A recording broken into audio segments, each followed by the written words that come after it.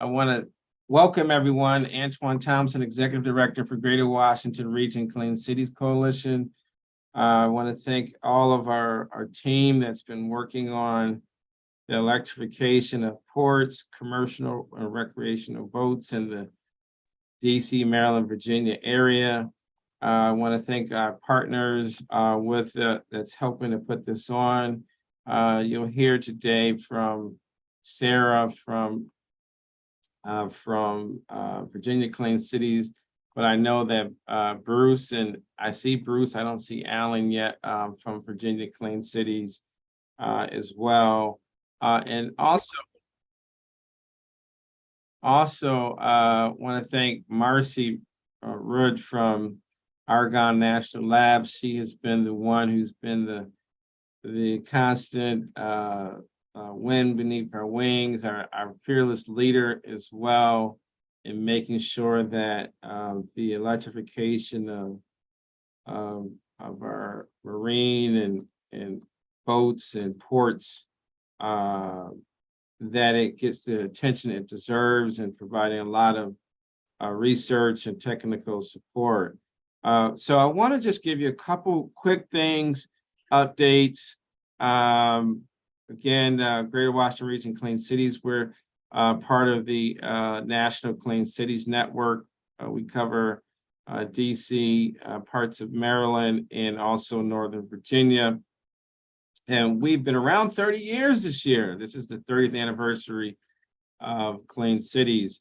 We focus a lot on clean energy, clean transportation. One of the reasons why we're here is the Mid-Atlantic Electrification Project, which you'll hear a lot about today.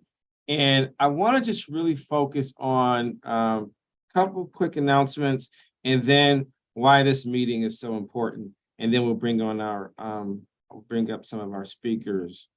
The first is we have our monthly community leaders and stakeholders breakfast, meeting, not a breakfast, a meeting next week, June 8th from 10 a.m. To 11 a.m. right on Zoom. We'll have a number of great speakers for that event as well. And then on June 13th, we'll have our EV 101 workshop as well. So we're really excited about those two upcoming events, and a number of other good things as well. But I wanted to spend the bulk of, if you're not a member of Greater Washington Region Clean Cities, we love for you to join, become a member today to support some of the good work that we're doing.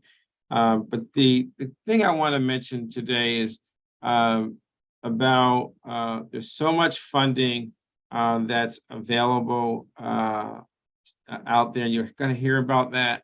But the electrification of boats, both commercial and also recreational, the ports, the infrastructure that supports those is so important for us.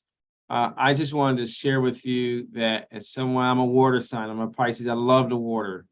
And one thing that just drives me crazy is when I go by ports and also marinas, and I just see the water, and when the closer you get to the water, where they have restaurants and shops, and they have other vehicles that are moving different shipping containers and things of that nature. And you just look at the condition of the water, and it would be so great to see that much of that, not all of it, but much of that powered by electrification. And there's going to be some things we need to do. There's a lot of federal funding that's out there. There's some states that are beginning to step up with money. There's some education and technical assistance that's needed. Many of you in the industry are starting on your own. And that's what we want to hear about, what you're doing today. Part of this meeting today is to share information with you, but also we want to learn from you. What are you doing in the space? How can we be supportive?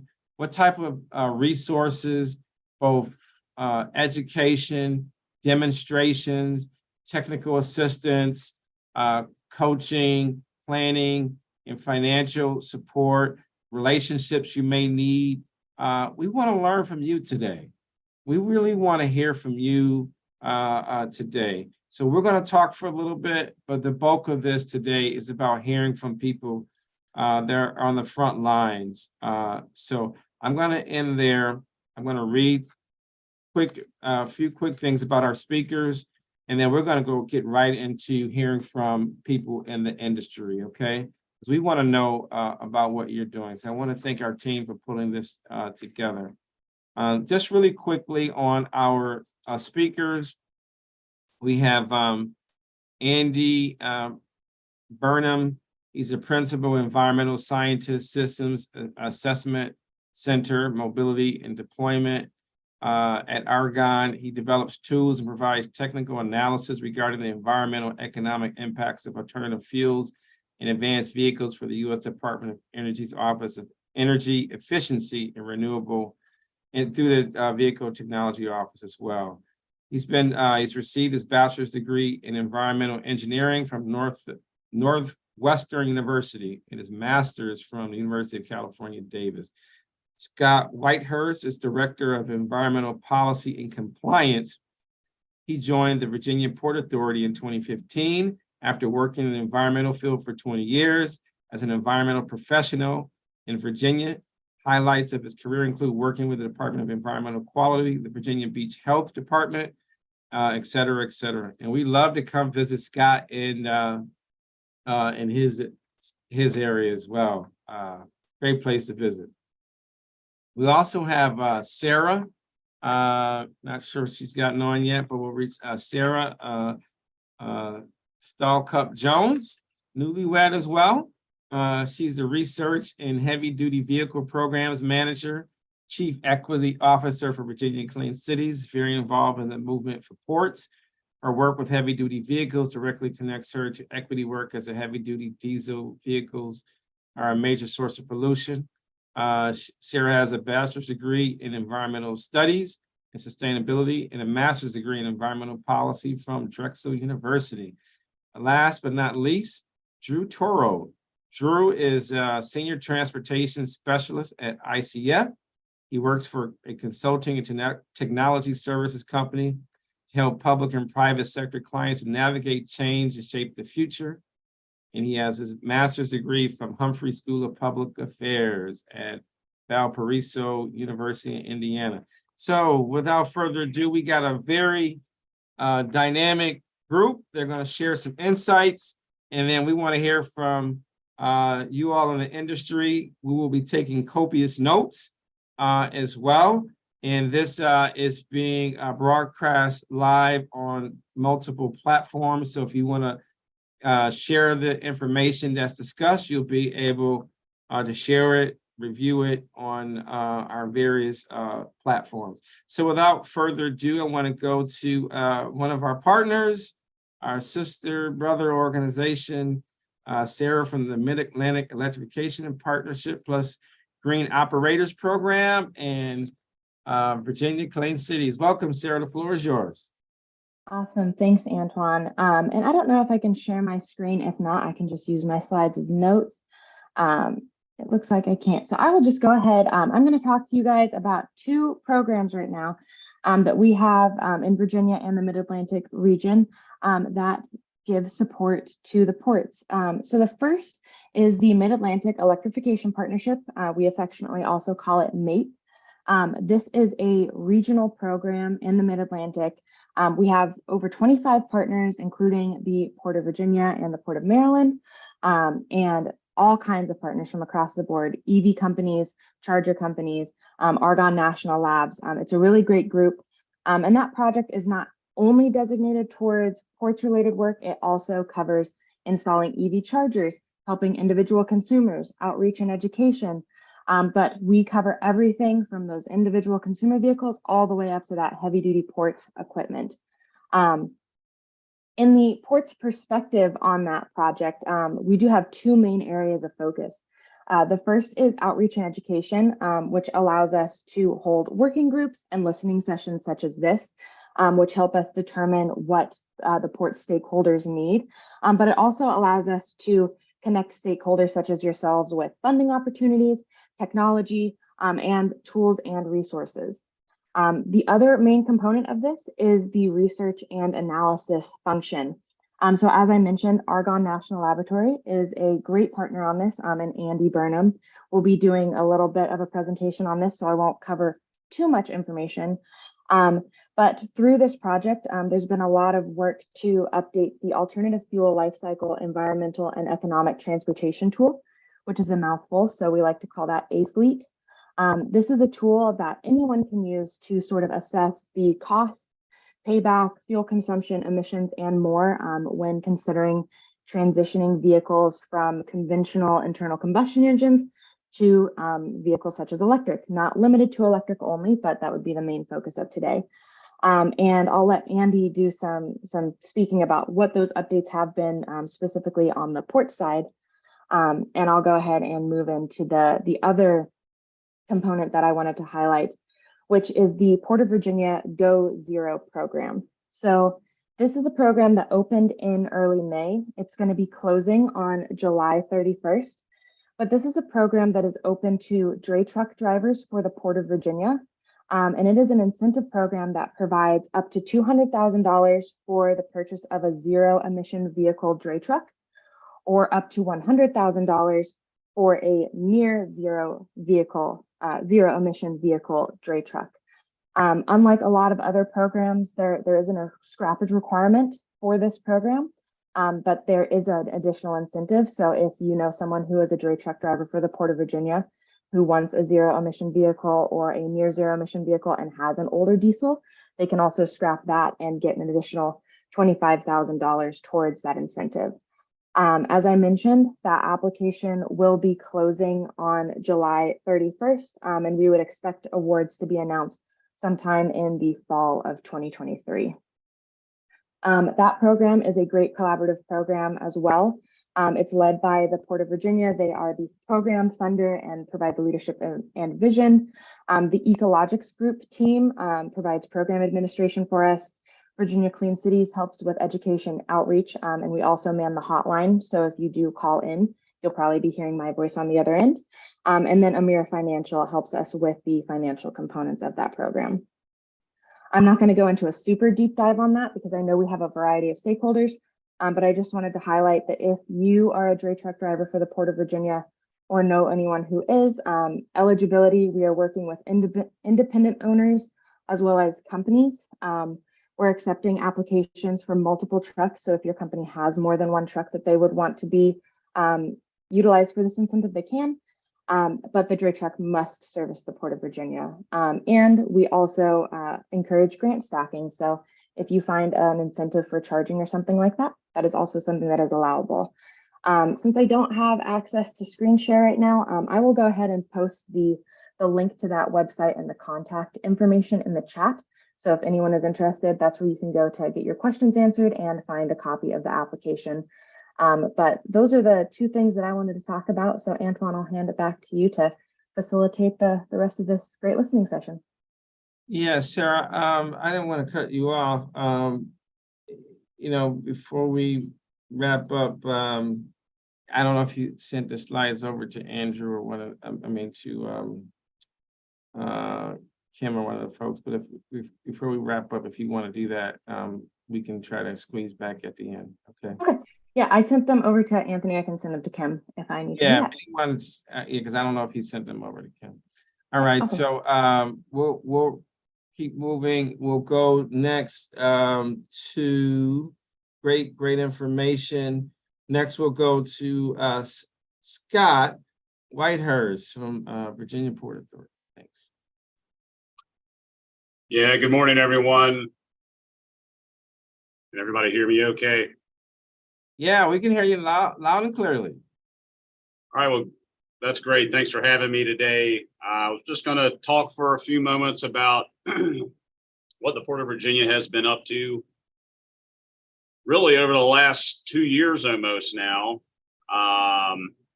but really starting even before that. So about a little over a year and a half ago, we made a commitment to be net zero by 2040. and scopes 1 and 2. And if you don't speak greenhouse gas lingo, scope 1 is emissions from the equipment that we operate.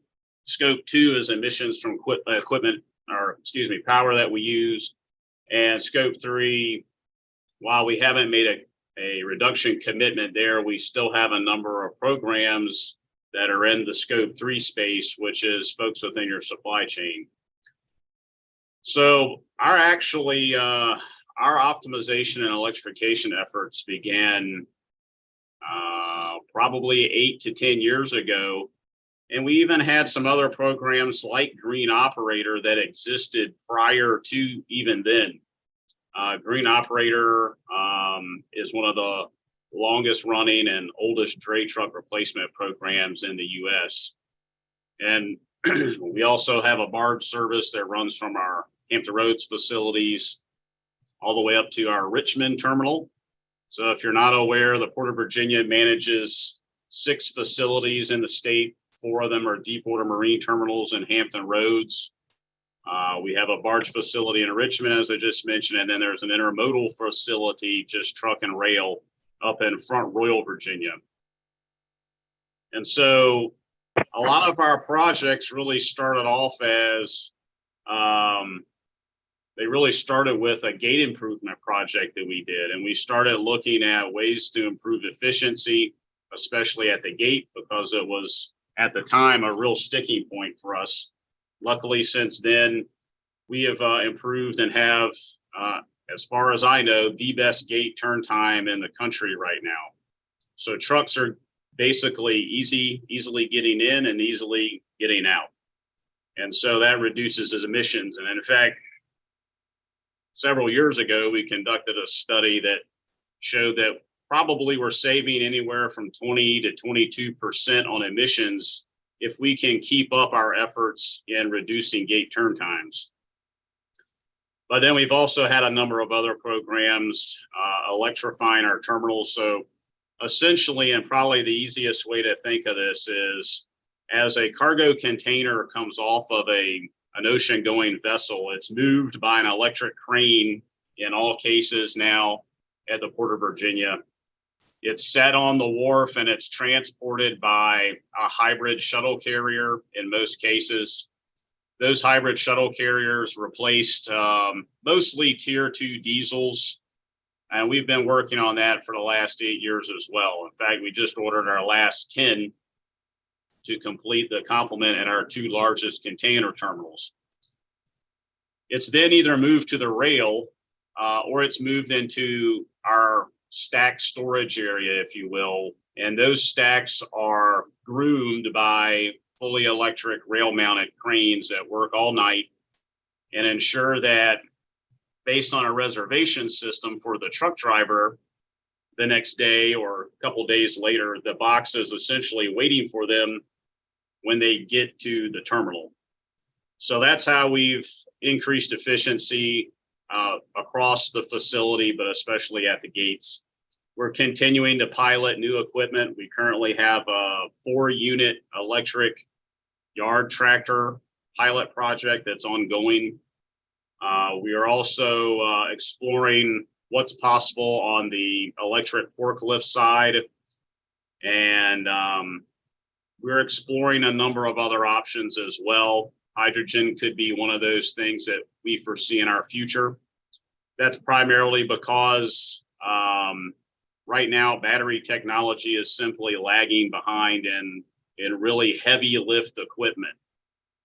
So we foresee our capability to be able to address those scope 1 needs could be served by hydrogen. On the scope 2 side of things, we've made some great effort. We had an agreement that we signed last July that will guarantee the Port of Virginia 100% clean power by sometime next year, as Dominion Energy brings on their final large solar facility in the state.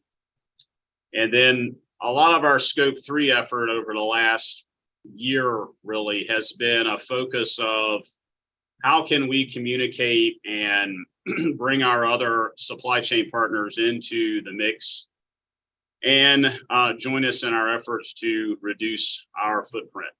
And so with that, I'll hand it back off to you and welcome to answer any questions you have. Thank you. Thank you for Scott for that great information. You all have been at it for over 10 years. You didn't just show up. So that's great for sharing that good information. Next, we want to go to Andy from Argonne National Laboratory. Okay, Andy, the floor is yours. And I think Andy had some slides as well. It's okay if I can just walk through them. It's fine. Good morning, everybody. So I want to see if they were you all able to pull up Andy's slides? Oh yeah, I can share my screen. Thank you. Perfect. So I wanted to talk about some of the technical analysis that we have performed as part of the Mid-Atlantic Electrification project, as well as just in general our support of the Clean Cities coalitions and stakeholders to look at alternative fuels, and in this specific case, electrification of ports. So we developed a tool called A-Fleet that examines light duty, heavy duty, and off-road vehicle petroleum use, greenhouse gas emissions, air pollutant emissions, and cost of ownership. Our background at the lab is doing the work on life cycle analysis, which is the approach to examine not only the emissions, as Scott was talking about, of kind of scope 1, coming out like the tailpipe of, say, a vehicle that you're operating or equipment that you're operating, but also scope 2, where kind of upstream, producing the fuel. So that's kind of where our expertise lies, and we've built that kind of capabilities to look at those emissions. We also add cost of ownership. Different fleets are interested in, doing their own types of cost analysis. We provide simple payback. We also provide total cost of ownership on the on-road side. Off-road, we're at this point just doing simple payback analysis. So the fuel coverage that we include are 18 and different fuel vehicle technologies, so conventional like gasoline and diesel. And then on the on-road side, we have hybrids and plug-in electrics. But for off-road, these alt fuels primarily, are available as well. So natural gas, propane, hydrogen, and biofuels, and then kind of electrics there as well as a plug-in. So what we do is we develop tools in a spreadsheet. So if you're a spreadsheet person, you can dig in deep, but then we also create online tools to make it easier for people who just want to kind of use something a little more user-friendly. We have a new version coming out in the next month or so. We're adding some kind of big features that I'm going to talk about next year related to EV charging costs, basically. And then we're also adding some online capabilities, specifically here is like an off-road payback calculator, which I can hopefully show quickly. So there are a lot of details here, and so A-Fleet can be a bit overwhelming if you're just stepping into it. Oftentimes, Clean Cities directors and their staff have been trained in A-Fleet, and if you're interested in like, hey, we want to do some emissions analysis, go talk to your Clean Cities, Antoine, Sarah, go talk to Clean Cities specifically, because they can help you through it. But if you, like to dig in, you can go into this. Here I highlighted the things that I think are relevant to, potentially work that you may be doing, the simple payback off-road calculator, which I just talked about a little bit, and I'll show an off-road fleet footprint calculator. So I'll show that real quick. That allows you to look at the emissions of your entire equipment and vehicle fleet, on-road, off-road if you want, and then the utility rate and charger TCO, which are new, and I'll talk about those shortly. As part of our work with the Mid-Atlantic Electrification project, we developed a simple tool to look at port-specific electrification. So you would choose with basically very simple, user-friendly inputs that we would create a tool that's kind of standalone that we could give to ports. that would focus on cost and emissions. So you see in the kind of the upper right corner, you choose your state, and then you choose kind of certain pieces of equipment. There are some specifications that we provide by default, like how much do you use each piece of equipment on average, the kind of rated horsepower, load factor. Load factor is kind of a factor that we use to kind of estimate kind of fuel consumption. Incremental priced for purchasing the electrified version versus the diesel, and then any charging infrastructure costs that may be included. We also show kind of what our default savings is, a 40% savings for electric versus diesel. So you get that benefit. But you could change that and say, hey, I think that's too aggressive. I think, let's assume 100%. And then the output is kind of payback years, and then these emissions on the bottom in green you see. You can see the total amount of kilowatt hours for operation, and then as well as that. We have a draft tool. We would appreciate additional feedback. We aren't rolling this specifically into our A-Fleet suite just yet. We're kind of looking to see what kind of venues this would be valuable in.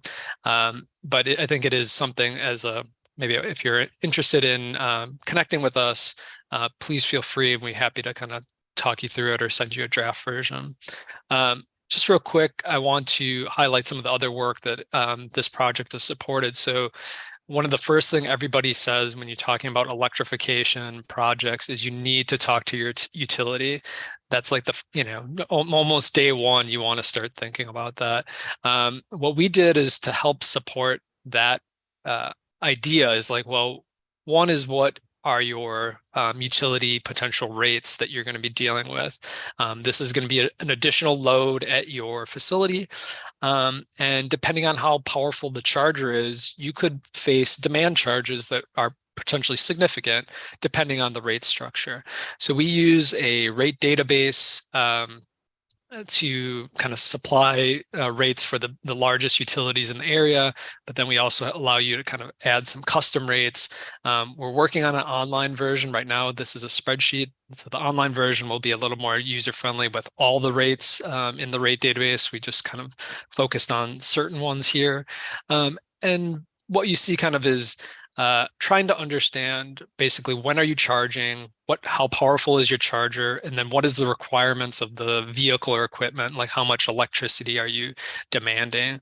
And then what it outputs is your energy fees, your demand fees, and your fixed fees on a summer and winter basis. And it'll show, especially if you have a time of use rate, how the costs differ and off, mid, and on peak.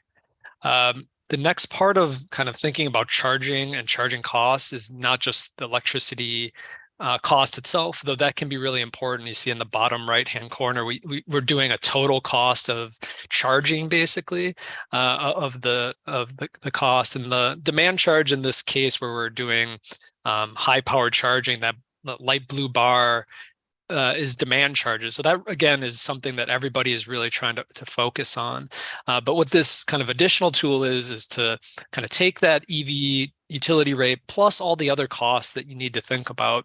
So the big ones being the charger equipment costs, and then any infrastructure make ready costs as well, and give you a levelized cost or a total cost of like how much is all the charging going to cost at my site.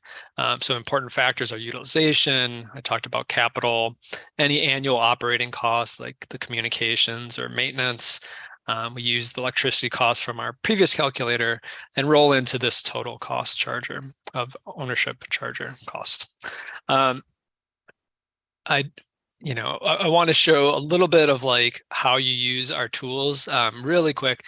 So if you're in this situation where like, hey, we're trying to do a footprint.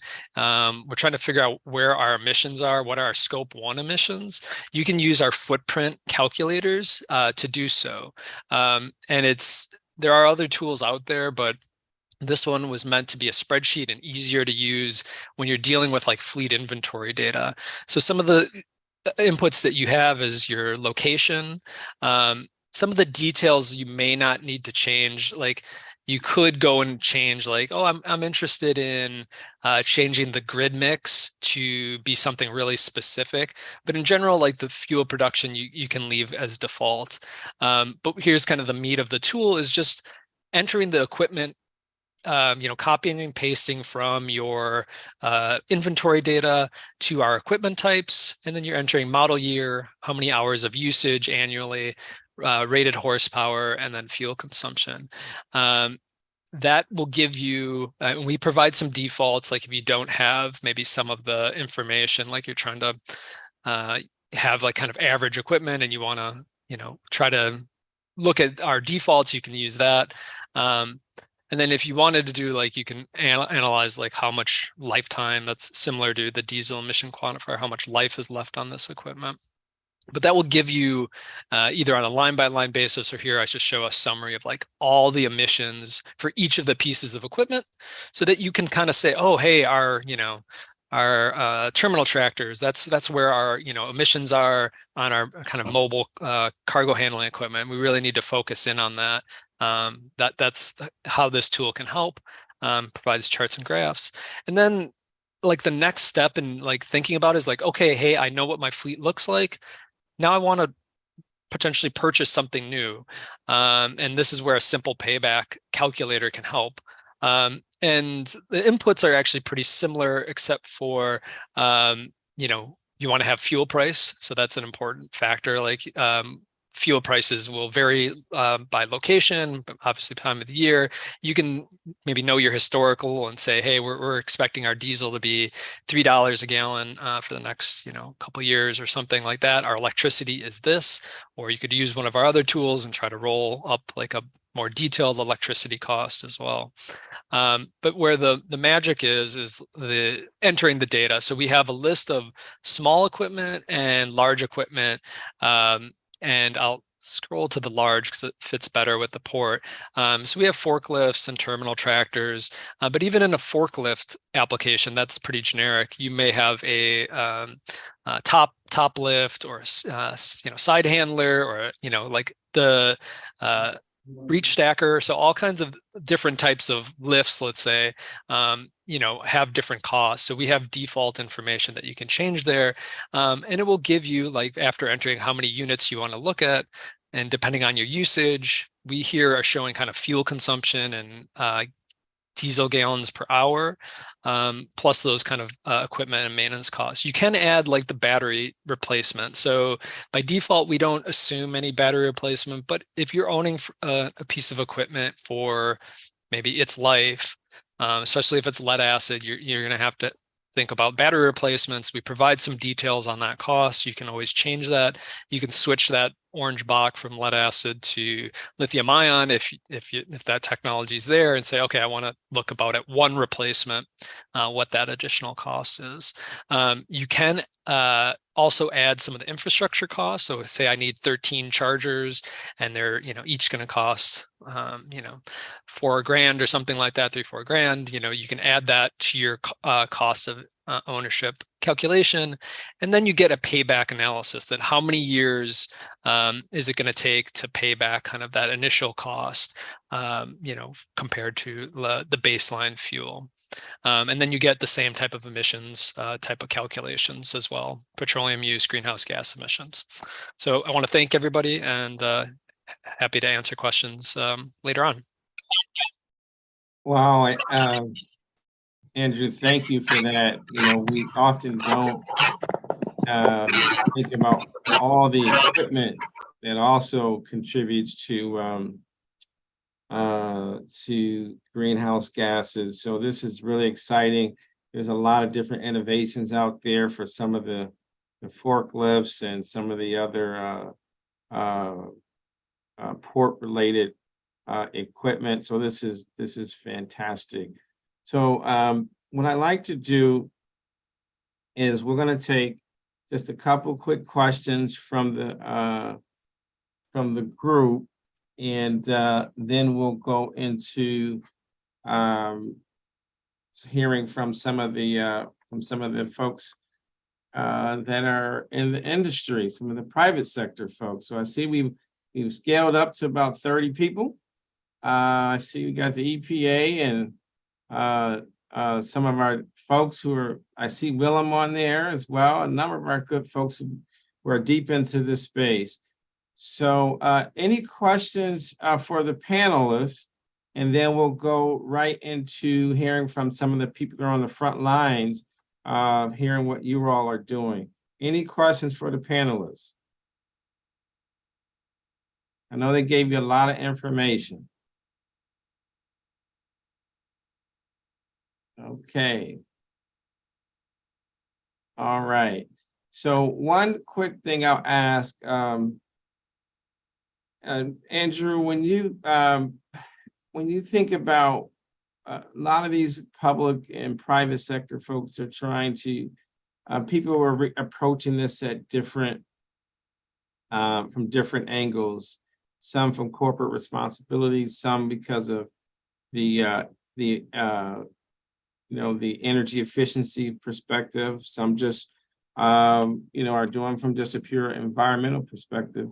How can people take advantage of some of the technical support and some of the tools that Argonne has to offer them as they kind of assess what makes sense for them?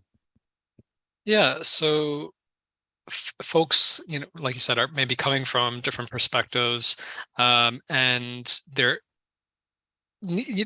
Scott can attest to like the amount of legwork that you need to go through to make sure that this technology is going to fit, because for fleets, for ports, you're doing a job, this equipment is accomplishing a job, and you want that, you want the right tool for the right job.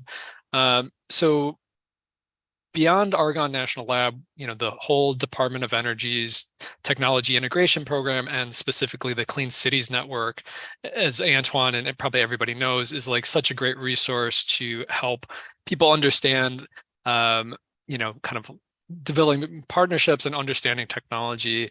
But then they often are kind of the gateway, or they help connect to the lab system. So our partners at National Renewable Energy Lab, or NREL, as well as Oak Ridge Natural Lab, like all of us are doing work to try to support, improving, let's say, environmental outcomes or energy outcomes, cost outcomes.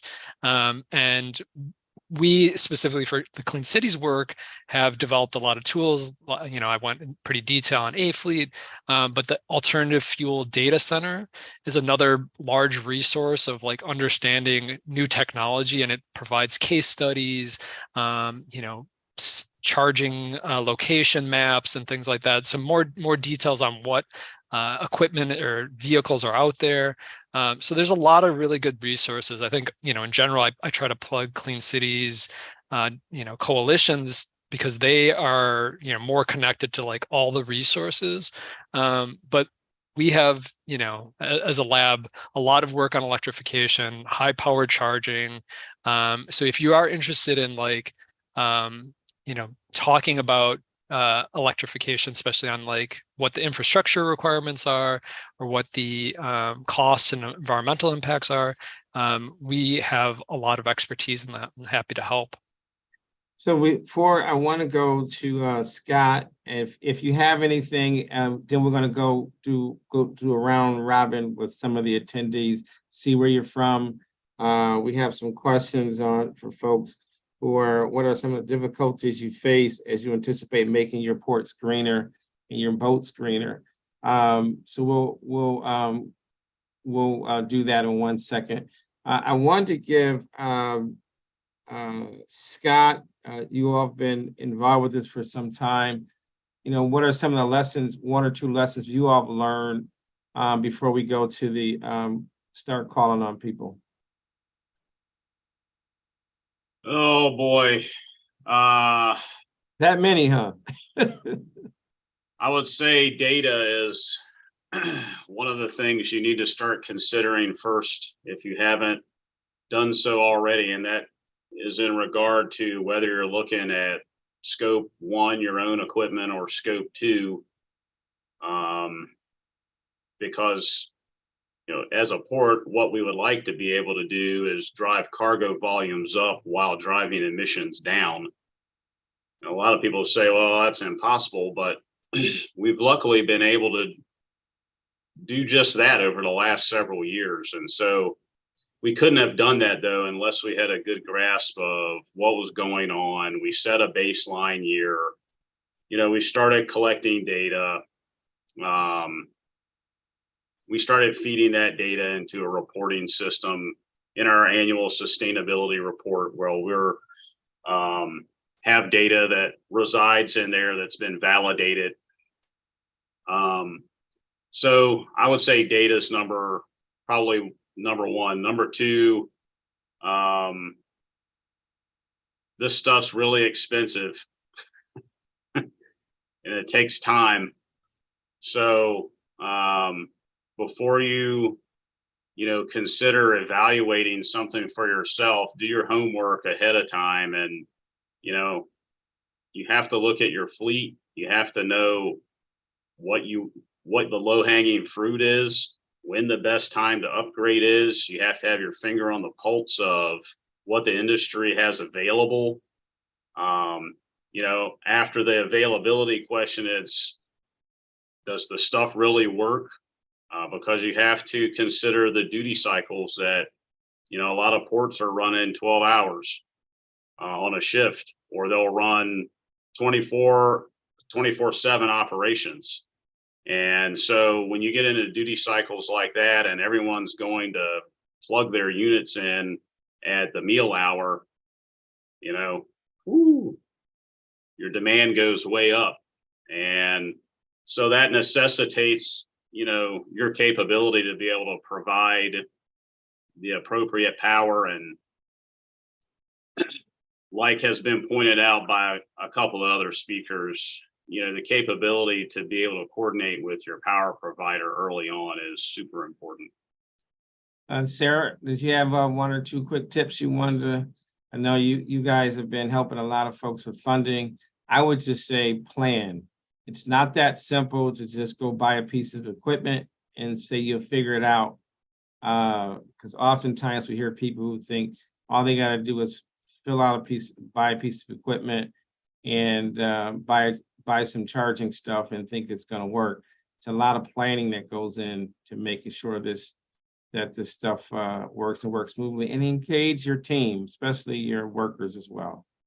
Sarah, you had any couple quick tips before we go to the folks?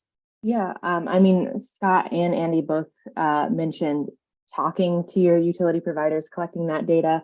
As a Clean Cities representative, I say reach out to Clean Cities. We're oftentimes a free resource to help get your ducks in a row, learn about incentives, and to keep an eye out there for the funding that is available. It's not always open 100% of the time. I know that we have a speaker, Drew. He'll be covering some funding opportunities for us later, but keep an eye out. These funding, especially at the federal level, happen once a year, once every 2 years, things like that. So there are opportunities to help. And if you already have some conversations with utility providers and already have some of that background data gathered, that can make it a lot easier for you when funding does become available to help you engage with this expensive technology. Thank you. So next we're going to go over to Drew Turo. Drew is the money man. He's going to tell you how to get some of this money that's falling out the sky to electrify your ports. And I want to see the whole ecosystem, and also the boats as well. I can't, as you heard me earlier, I can't stand going by water and that diesel smell, so at least make it, biodiesel or electric or hydrogen or something, because that dirty diesel smell drives me crazy. But Drew, the floor is yours. Thank you for being here too. Absolutely. Thank you for having me. Yeah, so good morning, everybody. So I'm going to walk through some incentive programs. As we mentioned before, the federal government has a lot of incentive programs that have been coming out in the last couple of years. So talk about some of the newer incentive programs that have come out as part of some of the bigger spending bills that have passed, and also some existing programs that have been used previously to advance the move towards alternative fuels in ports and in other environments. So So a lot of this information today that I'll be talking about could be found on the Alternative Fuels Data Center, a resource that some of you might be familiar with. And so that captures both new entries at the federal and state level, and also any updates to programs. So with a lot of this funding that's been coming out, so there was guidance to establish the programs, but then as the programs become established, then we're going in there and making updates to those on any new stipulations or program requirements or things related to the actual funding opportunities themselves. So, and one note on that, so I know this event today touches on more than just port activities, but that is the primary area that the laws and incentives database is capturing here. So that will be touching on a lot of things I talk about, but I was able to pull in a couple of examples that some states are looking at for more of the recreational side of things for electrification. So so just touching first on the Bipartisan Infrastructure Law and the Inflation Reduction Act. So between the two programs, nearly $20 billion dedicated to improve emissions at ports. And so for each of those programs, there are guidebooks that were released that go into great detail on each of the different funding opportunities, a lot of those which I'll talk about today. And so these are great resources that not only give you program information, but also are updated as notices of funding opportunities are put out there, or RFPs or different kind of program guidance comes along. So another resource in addition to the AFDC. I also wanted to note that there is an active request for information out from the U.S. Environmental Protection Agency. So this RFI is specifically focused on zero emissions heavy duty vehicles and port equipment. And so this is going to be informing upcoming funding programs. So you can see there the stakeholders that EPA is looking to engage with. So on the port side, they're looking at information on zero emission port equipment. So drayage trucks, harbor crafts, locomotives, cargo handling equipment, and all the associated fueling infrastructure that goes along with that. So they're looking at like availability of equipment. So yeah, so how close are manufacturers to having a lot of these different types of equipment ready, and then all the way into the practical considerations for program design, and what's going to help meet both the the usage needs and the duty cycles that these vehicles are going to need to complete, but also any workforce training or best practices needed to actually to deploy these vehicles. So you are able to submit comments on this through June 5th, and for more information, that is the link that will take you to more information on the program, and then also have a link to the RFI as well. Would you be able to put that in the chat for people as well? Yeah, I can definitely do that. And then just before we get into the federal funding side, since that is the bulk of my presentation, I did want to note a couple of state programs that are a little bit newer, that are focusing. So first with Michigan, this was announced I think last month, the Fresh Coast Maritime Challenge. So this is one of the programs that is actually a dedicated grant program that's looking at outside of just the port environment, looking at marinas and recreational watercraft. So that's going to be a grant program that's going to be looking at what it takes to not only put put zero emission technology out there on the water, but also learn lessons and identify the charging needs for marinas, and kind of work out some of the work out pilot programs to figure out where there are kind of low-hanging fruit opportunities, where there's going to be challenges, and use those lessons to inform the ongoing decarbonization and electrification of marinas throughout the state. And then New York announced the Green Boats program. So this is looking at specifically tour and charter boats operating in the New York State Canal system. So this will help to offset capital costs for both the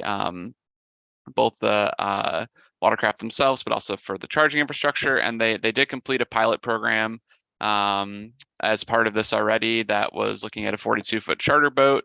And this program is done in conjunction with the New York Power Authority, who, in addition to providing funding, also is providing a level of technical assistance throughout the deployment of these craft. All right, so the little bit newer funding opportunities as part of the Bipartisan Infrastructure Law and Inflation Reduction Act.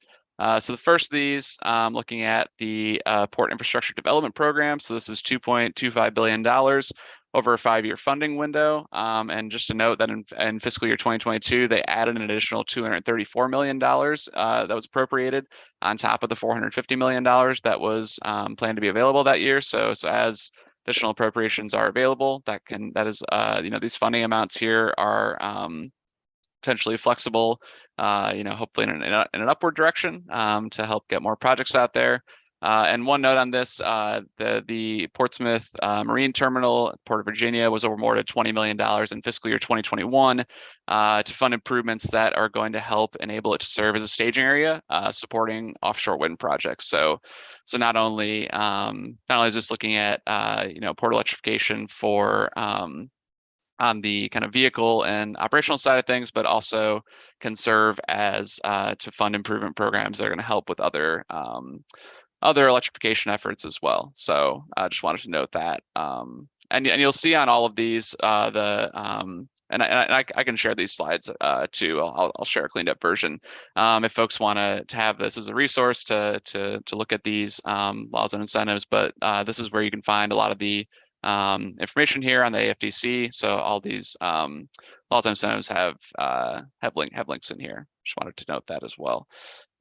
Next, going to the port electrification grants. So this is a $3 billion program, 700 over 5 years, 750 million of which is to be spent in non-attainment areas. And on this program, I want to note that in addition to funding zero emission technology, this also provides funding for developing qualified climate action plans. So this is these qualified action plans are things that help to establish goals, implementation strategies, and how to account for, like Scott mentioned earlier, those different greenhouse gas emission inventories. And so this can help fund stakeholder collaboration and communication strategies, and as part of planning efforts, and then also planning efforts to describe measures to increase resilience at ports. And so this is funding available to port authorities, governmental jurisdictions entities that have jurisdictions over port authorities, air pollution control agencies, or also private entities that partner with those organizations as well. Next, going to the truck emissions reductions at port facilities grant program administered through the Department of Transportation. So again, this is an additional program that is focusing on port operations involving, and this one's focused mostly on the heavy duty commercial vehicle side, and electrification and efficiency improvement efforts there. And then there's also the lower zero emission ferry program. So this is $50 million a year over 5 years with and the law also authorizes an additional $50 million that can be appropriated each year. So this funding has the potential to double over the lifespan of the program. And so this is for funding eligibilities for anyone who is eligible for formula grant programs, whether urban or rural. And there was about $100 million awarded for fiscal year 22-23. Just wanted to note a couple of funding projects that were funded there. So the city of Annapolis got nearly $3 million in funding to initiate a passenger ferry service between the city's downtown and Eastport. So that's going to be funding 2 battery electric vessels along with the accompanying charging equipment, and then some upgrades to the docks that will need to be made to accommodate that project. And then City of Baltimore DOT also got $5 million in funding to purchase new ferry hybrid electric vessels to replace older vessels, and then also to do some improvements as far as ADA accessibility for ferry landings as well. And then a couple of programs that are still kind of in development. So the state carbon reduction program is going to has a lot of different applications for funding over the course of the program. So between DC, Maryland, and Virginia, about the estimate over the 5-year funding window is about over $500 million between those 3 areas that will go towards, as you can see here, a lot of different eligible activities, which port electrification is a part of. So the parameters of that program are still in the process of being developed, but just wanted to note that as a more a program that has a lot of things that that it touches on, but port electrification is a part of that. And then there's also going to be there's a truck leasing task force that was established and is in the process of starting its work that is going to, so this isn't a funding program, but this is going to involve a findings and recommendations report to Congress looking at terms and conditions of truck leasing agreements, and I want to call it specifically the Clean Truck Program and agreements available to drayage drivers at ports. So while not a funding opportunity, this will hopefully inform those kinds of funding mechanisms and things that will help in moving forward towards port electrification. And then on top of the new funding opportunities that I just went through, did want to note a couple of other programs that have existed beyond the last couple of years that touch on these topics. So the first is the Diesel Emission Reduction Act, which has been around for a long time. So since 2008, a total of 180 grants have been awarded for port projects, totaling $171 million. And so you can see here the eligible activities that this includes. And one recent funding announcement that I wanted to note. So again, on the watercraft side, so the San Diego County Air Pollution Control District was awarded $2 million in 2020 to replace one of their diesel tugboats with a zero emission vessel. That tugboat is going to have it's got more than 6 megawatt hours of batteries on board, which is substantial. So thinking about like a zero emission transit bus has anywhere from probably 400 kilowatt hours to 750 kilowatt hours. So a lot of onboard power there. So I just want to note that as an interesting project that was funded in the last couple of years there. But you can see the eligible applicants here and then eligible activities that are a part of this program. And so I think the notice of funding opportunity for the next round of funding is still forthcoming. But that should be coming out here relatively soon. There's also the Ports Initiative. So again, looking at reducing emissions by either doing retrofits or replacements for older diesel technologies with cleaner fuels. And so you can see some of the eligible activities here as part of that. There's also the RAISE grant program, which I think has gone through a number of different names over the course of its lifespan, but is for eligible surface transportation projects. And you can see here some of the entities that are eligible there. So there was $1.5 billion awarded that was made available in fiscal year 2023, and those awards should be announced here by the end of June at the latest. Then last one here, the Freight Efficiency and Zero Emission Vehicle Infrastructure Grants. So this is over $2 billion of funding, again, looking at funding ports in urban and rural areas for planning and capital projects, looking at port and related freight infrastructure. So again, some of those kind of similar programs as you've seen before with funding opportunities. So that's the end of my presentation. If you have questions about these funding opportunities, like I said, I'm happy to make these slides available for folks so they can have all this information in one place. But if you have questions, you can send them either to me and I can route you to the right person, or the technical response service that we help to facilitate. If you have questions about things in your specific area, specific kind of application that you're looking for, we can field those questions through there as well. So either way, we'll make sure you get the right information to the right person to get you an answer. All right, thank you. A lot of good information. There's a lot of money flowing around. Thank you, Drew. There's something for everyone in there. My head was just spinning on all the different pots of funding that you were mentioning. We've got to do more to get this message out. This is just the beginning of, at least on our part of the region, of trying to get more of this word out. I wanted to give a few of the folks who are working on port-related projects a chance to give update on what they're working on and where their projects are coming along. I did see Willem on. Willem, do you want to just say hello, tell them what you're working on and any challenges that you see? Uh, Willem, are you able to speak at all? There we go. Good afternoon, Antoine. Thanks for having me. Thank you. Thanks for coming. I'm glad you could be here. Well, and my thrust on this and learning Just is tell everybody where you calling from too. I'm in Montgomery County, Maryland, All right. working on a people car ferry for the Upper Potomac, but connecting Poolesville and Leesburg areas. So between Montgomery County and Loudoun County, Nice. in lieu of a bridge, and 34 miles of road work.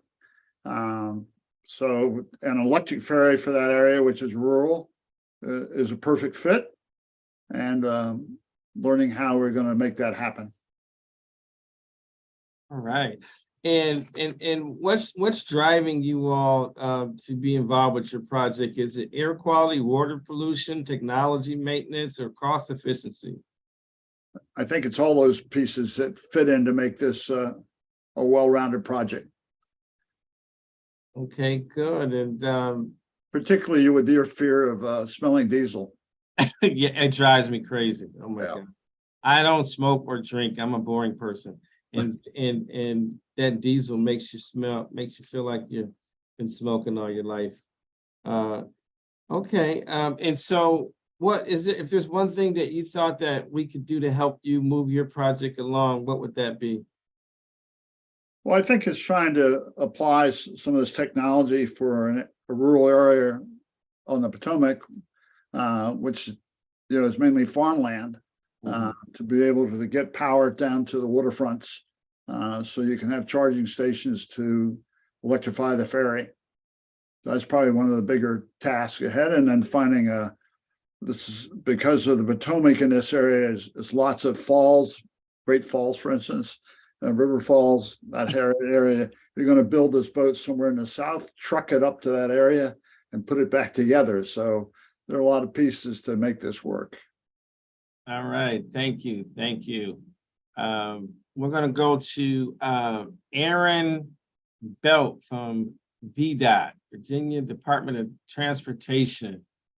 Aaron, you want to share with us on what you all are doing and what are some of the challenges that you all are seeing, and what's motivated you all to get involved, and what are some of your priority areas around port electrification? Is it air quality, is it water pollution, cost efficiency, technology maintenance, any of that? Sure. Thanks for the invitation to speak.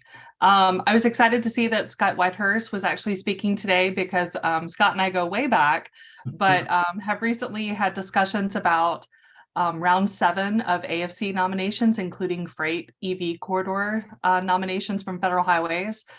So we've been coordinating on that prior to that due date next month to Federal Highways, but also the NEVI program in general, which is what I manage for VDOT for the statewide NEVI program and our formula funding, as well as our carbon reduction strategy program documents that are due this year in November. So it's kind of piecemeal, but parts of a whole, with our NEVI program being a portion of our decarbonization efforts.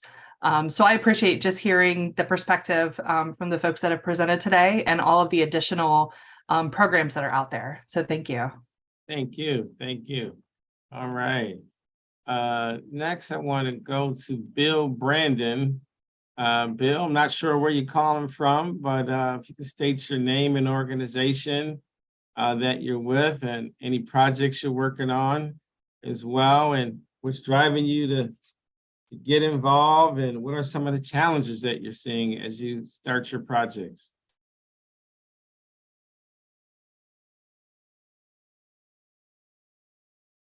Bill Brandon, are you able to speak?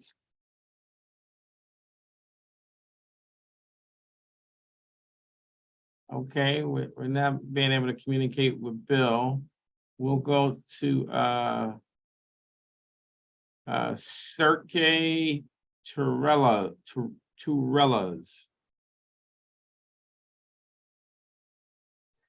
Hi, good afternoon, I think. Yeah. Hi, what organization are you with or company? So yes, my name is Circe of Reyes, and I'm right now with Gannett Fleming. We're a consulting firm supporting different clients from public and private sector in their EV transitions, zero emission transitions. So we're in the process of diving in further on ports and port needs regarding their zero emission transition. So this was very helpful today. Okay. Thank you. All right. Well, thank you for being here. And what are you seeing so far? You know, what are some of the challenges you're seeing as being a consulting firm trying to help some of these folks? Are they interested, or you're just studying it right now, or what are you seeing? Yeah, some of the challenges, I mean, it was touched upon by some of the speakers, is the need of coordination with the utilities and really understanding what the charging needs will be in any particular port, considering it's very fluid. It is a 24/7 in a lot of the big ports operation, and trying to get a handle on, you know, what trucking companies have transitioned or began their transition to zero emissions versus which one are still utilizing diesel, and kind of accommodating both needs at this time. So. And just one last question for you, and I'll ask this of some of the other speakers that we're going to call on as well, participants we're going to call on. Do you see any challenges? One, do you think the folks know about all this funding that Drew mentioned? And no, I didn't even. I think when Drew was talking, I recently asked for the presentation, because that is definitely more funding than what I was aware of, and that was great. Drew, thanks for pulling that together. Yeah, we're gonna do that more, because I think that so many people are focused on just EV charging and multifamily and single family and public spaces, that this port opportunity can really be a game changer for a lot of people. So Drew, I mean, that was just powerful, and I want to thank Marcy for plugging that we have Drew on this. I mean, I didn't even know. I mean, I get so much stuff, but I didn't even realize how much money that this is just coming this way, and we gotta do more to get the word out. So thanks for that. Appreciate you. Next, I want to go to Matt Meyer from Danar, DANNAR. Matt, how are you? Good afternoon. Good afternoon. Thanks for a minute. Checking in from Indiana. Danar makes the mobile power station, so we can provide mobile power, backup power, resiliency, but also mobile charging. So as port fleets start to electrify, have the flexibility to put a couple fast chargers on a 0.5 megawatt unit and be able to move it up and down the port where the charging is required for opportunity charging and all, is where we're really finding some traction. It's way on the West Coast right now, as you can imagine, with the CARB program out there. And also for shore power, not for the big vessels, but for the support vessels, again, that typically are parked, down the way in a port facility where there's not necessarily power available. So yeah, we're seeing a lot of good activity on the port side. Awesome. Well, anything we can do to get you to make some more of them investments on the eastern coast, we'd love to be able to help with that. Yeah, the funding presentation was helpful and interesting because yeah, there's going to be good opportunities there, but of course the funding typically is going to be leading charge when it comes to those conversions. And had you known about all that funding that was out there, or was it much of that new to you as well? Yeah, some of that was new for me as well. So I'll be relaying that back to our team at Danar as well. So it's good. Thank you. Well, we'll do everything we can to shine a spotlight on that information as well. I want to go to I did see Mike Basil on. Mike, where are you calling from? Mike? Yeah, Nuvera fuel cells. Okay, good. And where you guys calling in from? So I personally am located in upstate New York, but Nuvera Fuel Cells is located just outside of Boston, Massachusetts. Okay, and are you all doing any projects yet in the on the East Coast in the DC, Maryland, Virginia area yet? And are you looking at that for possible investments?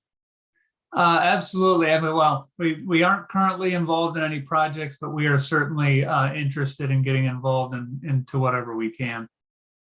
Okay, and what are some of the challenges? Have you done any work with ports yet?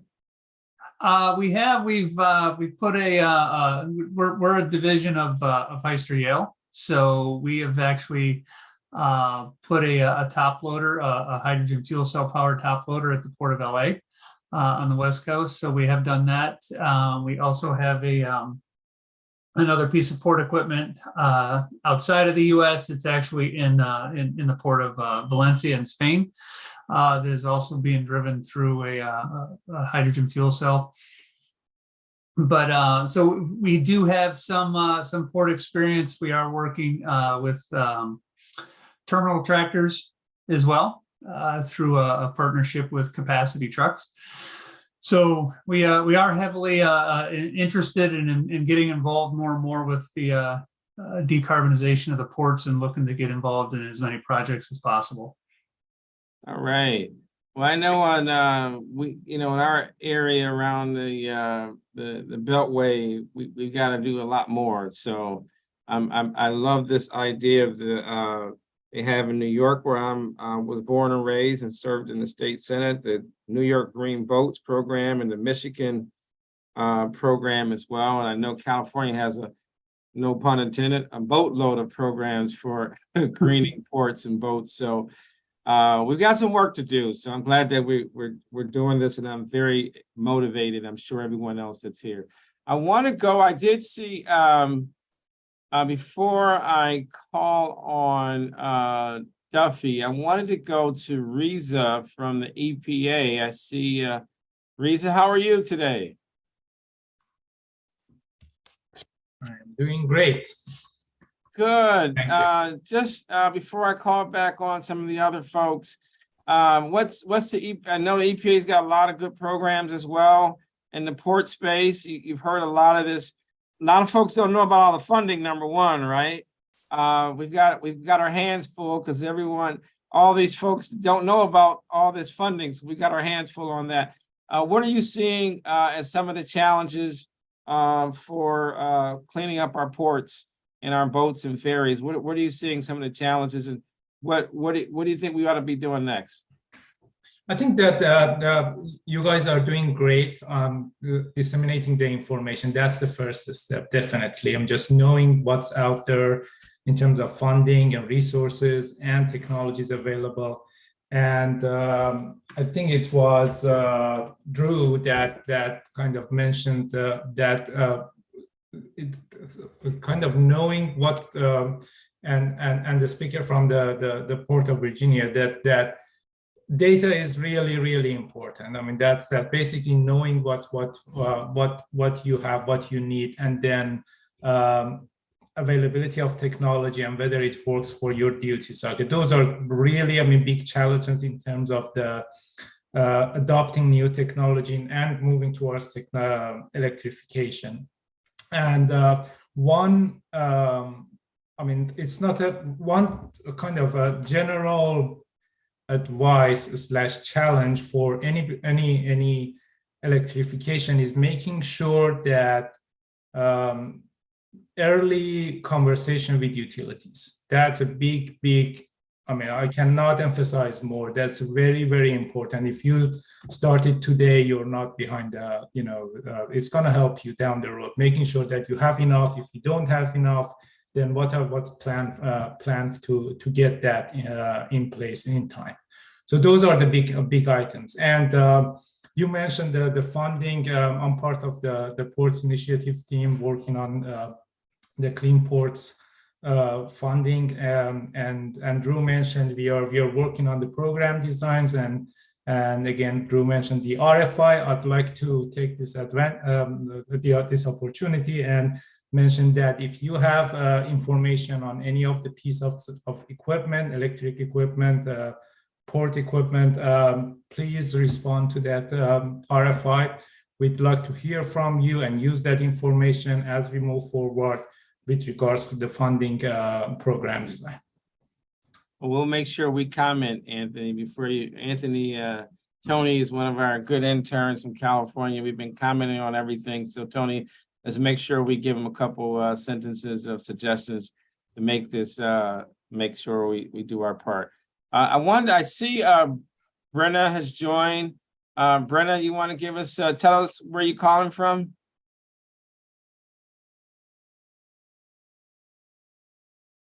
Let me go to Brenna.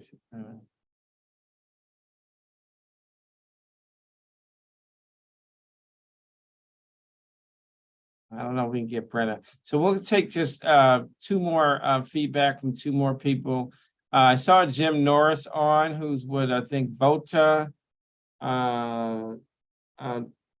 Charging. Jim, are you guys in the port space now? Yes. Hey, how you doing? Who was that? Am I coming in? This is Jim Norris. Can you hear me? Yes, I can. Yes, we can. Hey, Antoine, how are you? Hey, thanks so much. This has been a terrific webinar. Thank you. Yeah, Volterra Power. We, in essence, we're looking to invest in ports, specifically seaports, the drayage arena, where we will invest and build both electric vehicle charging infrastructure as well as hydrogen now. We've recently partnered with Nikola and Hyla to build out stations. My focus, I'm in Northern Virginia, Antoine, as you know, and a longtime member of the Virginia Clean Cities, and excited to be working with ports here in the Mid-Atlantic to potentially build, invest and build charging hubs at strategic locations to support the electrification programs that are going on in ports. So we're really excited to be involved. We have two port projects now, one at the Port of Long Beach in California, and also our latest one at the Port of Savannah. So a pleasure to learn so much more about this exciting area. Thank you. Thank you. So I want to go, Willem, did you have anything else you wanted to add, Willem? No, thank you, Antoine. I think this is a great session. Appreciate you hosting it. Thank you. I did see Travis on here from, I think we had lost Travis. I think he's back on from Pepco. Always good to see one of our utilities on. Did Travis come back on? Hey, Travis, how are you? Hey, yes, no, this is, yes, Travoris. Thank you so much. Thank you. Thank you for being with us. I'm going to give you the last word before I go back to our panelists to give us some closing comments. Anything, what's Pepco's doing around ports yet? I'm sure if you've not been getting a lot of calls, you'll be getting a lot of calls soon as people begin to ramp up with ports. Oh, yes, no. And any advice you have for them? You know what I will say, and I thank you for giving me the floor and opportunity. We are definitely, you know, looking to have a shared interest around, you know, just being energy efficient. And we are, you know, launching a lot of programs within the district and around our region, mostly around EVs. But definitely we're always looking for opportunities to expand that in different modes of transportation as well. And I know that we have invested a lot of resources within the company to ensure that, you know, if you are looking to go green, whether it's with, you know, working with the District of Columbia, expanding the streetcar to putting up electric vehicle charging stations throughout our region.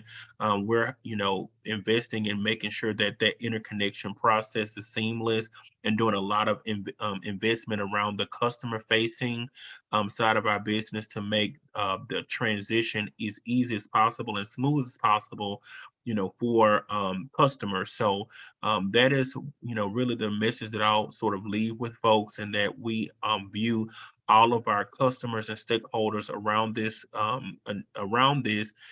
as important, and looking to make sure that we're being as customer focused and friendly as possible. Well, thank you. Well, one thing I would say first, thank you for being here, number one. Number And I two, apologize, I had to hop on and hop back off, but I'm no back. worries. No worries. We're going to wrap up in a minute, but we want to help you develop a good port strategy as well, and for recreational boats as well, and commercial boats. Yeah, Put that that is in. very big here in the DC area. Yeah. Yeah, we got to clean up these boats and ferries. Yes. All right, thank you.